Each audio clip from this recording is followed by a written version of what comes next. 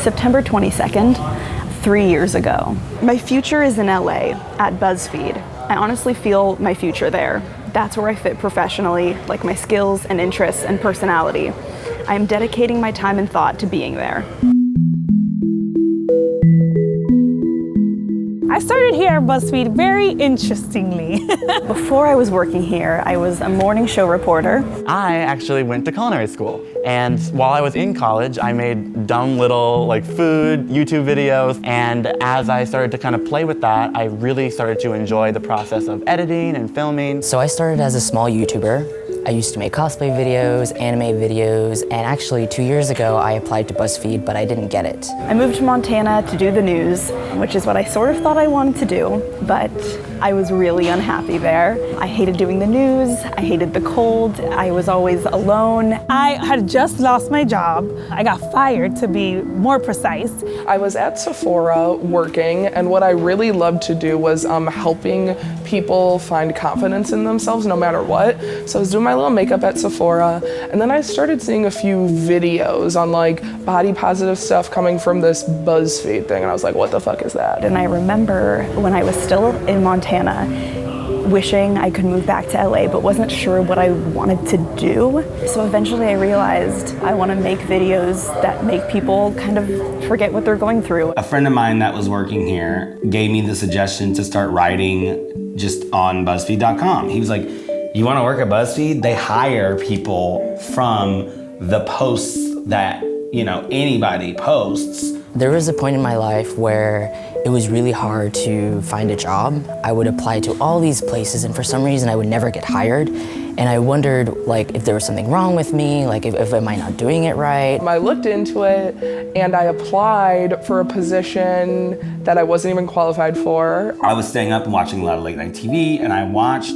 this episode of the Jimmy Fallon Show with Christina Aguilera. I was watching, and she did this impersonation of Britney Spears. This little piggy went to the mall again. So I quickly was like, oh shit, let me write this article real quick. And next thing I know, it was on the homepage the next day, and it got 1 million views. And 2 weeks later, I got an audition. And the audition was, sure enough, here for BuzzFeed. And I didn't get it. But the person signing me in at the desk asked me my name, and he's like, wow, there's something about you. You have a look, you have the sound. So I give him my headshot. He tells me that I should meet someone. So right after my audition, he introduces me to the team lead for Pero Like. I was writing a lot of these, and a lot of my posts were getting 1 million hits before I was even here. 2 years passed, and I remembered BuzzFeed again. And I just had this random thought oh, BuzzFeed, that was something I really wanted to do. Might as well try it. And then within 2 weeks, I heard back, and they were really interested in all the cooking competitions I had done, my professional experience in restaurants. A few weeks later, they call me in from my headshot to film a video. And I did an amazing job, I guess, because they called me again. And then they called me again, and then they called me again. I was going into an interview actually that morning, and I get a phone call from this number. And I answer my phone at that point. Now I don't answer any phone calls, but if it's a 310 number, I'm answering it because I don't have a job. It turns out they took me for an interview to be a fellow, which here that means that you have to have actual technical skills, and I had 0 technical skills. So I came in for an interview with Eugene, of all people. I was just like, yeah, I love fashion. Look at me, I'm fashionable, I love fashion. And then they're like, what about your technical skills? And I was like, technically, I love fashion. And then I just moved on. So David from HR was on the other line, and he was like, well, is this Nick Guillory? And I'm like, yes, this is Nick. And then he was just like, so we saw your community posts, and Macy, who runs the curation team, would love to have you in for an interview. Are you available to come in this afternoon? I ain't said yes so fast before in my life. I was like, abso-fucking-lutely yes. And that was that.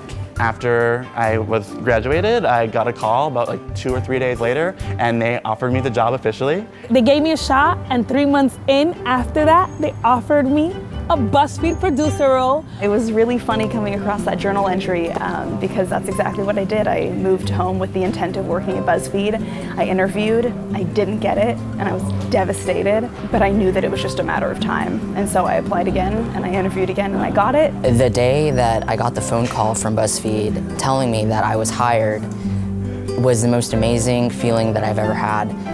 That day, I remember checking my bank account and I only had like $6 in my account, and it didn't matter because I was just so happy.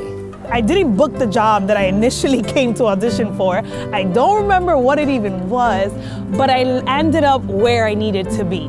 Regardless of whatever roadblocks lie in your way, if you feel in your heart that you belong somewhere, or you belong doing something, then keep chasing it. You should keep fighting forward, keep doing the things you love. Whether you want to be a doctor, whether you want to be a lawyer, an athlete, anything you want to do, you can do. You are the god of your own universe, and you can create the path that you want to be on. So put your mind to it, and you can do whatever you want to do. Trust me, because it worked for me.